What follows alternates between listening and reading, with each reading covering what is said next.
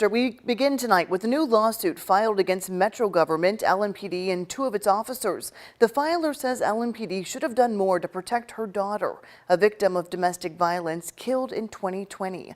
Tonight, Bobby McSwine spoke with a local organizer who says she sees domestic violence cases slip through the cracks all too often and oftentimes leading to deadly consequences.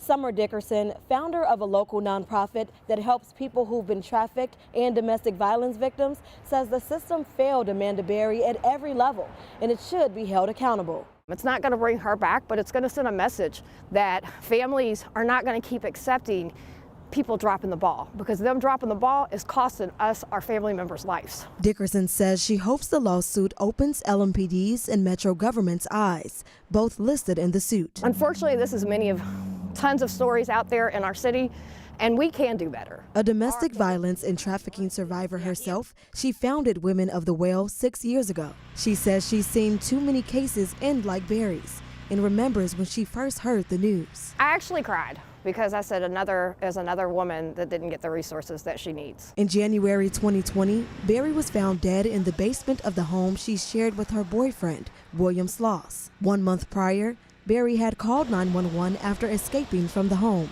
A public integrity unit report revealed Berry told responding officers Kirsten Holman and Cody Luckett that Sloss refused to let her leave the house. She told the officers he hit her, chased her down the street, held her in the house, and took away her phone and other belongings. The officers did not complete a report, nor did they arrest Sloss. They were both served with citations and pleaded guilty, but the charges were later dropped after they took an 18-hour domestic violence course. According to the lawsuit, officers gave Berry the option to fill out a mental health assessment form for Sloss, but gave her no direction to do so. Also, the lawsuit claims officers allowed Berry to go back to the home she shared with Sloss on foot by herself. When they reached the house, the lawsuit says officers saw Sloss and made no effort to arrest him, instead telling Berry to get her belongings and, quote, make it quick. I'm not one that's against police or anything like that, right? But I am against the lack of accountability. And when somebody's trying to leave,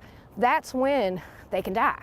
So that's the most critical time. According to the Domestic Violence Fatality Review, domestic violence results in about 40 deaths in Kentucky per year. In 2020, Berry was included in that number.